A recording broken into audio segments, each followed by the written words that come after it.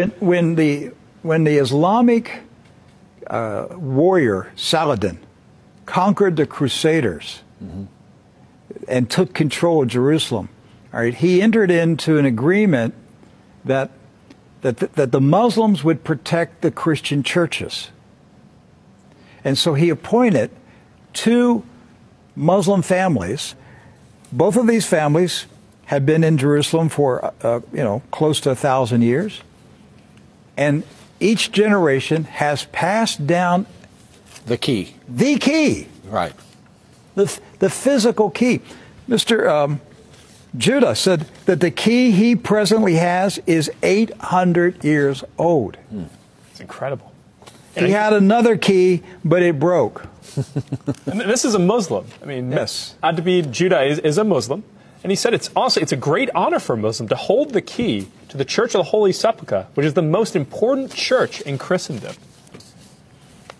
That's not disrespect. That's, we don't hear this in America. We don't hear, because what we have been told is Christian Americans, you should hate Muslims, you should kill Muslims. Because they're going to tear down all the churches and basically just ransack them and everything else. But here we have two families that for nearly 1,000 years have actually been watching over Christian churches. That's right. So who planted into our minds here in America that we should hate and kill Muslims?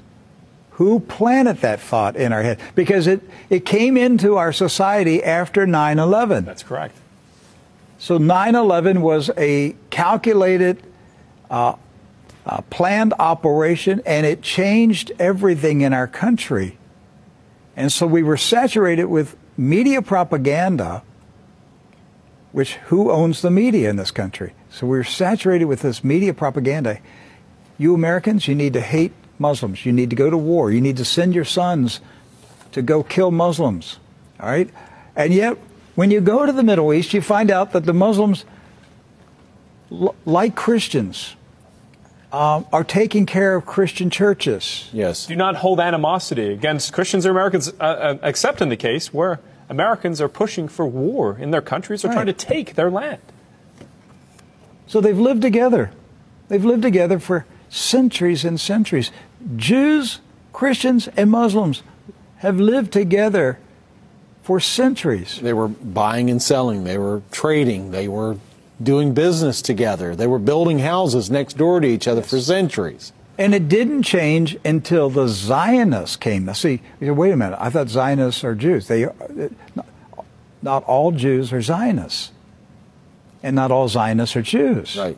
Zionism is a political movement. Yes. Right. It's an ideology. Yes. Not an ethnicity. And so when the Zionists came to Jerusalem and Palestine, basically in the 1920s and 30s and 40s, right, they came to agitate. They came to infiltrate. They came to seize control. And so they formed paramilitary groups like Irgun. And that's where Ariel Sharon and Menachem Begin, and these guys were young terrorists. And so there's where the hatred started to come in. The fighting, the animosity, the bitterness. But it didn't start until the Zionists appeared. Jews, Muslims, and Christians were coexisting.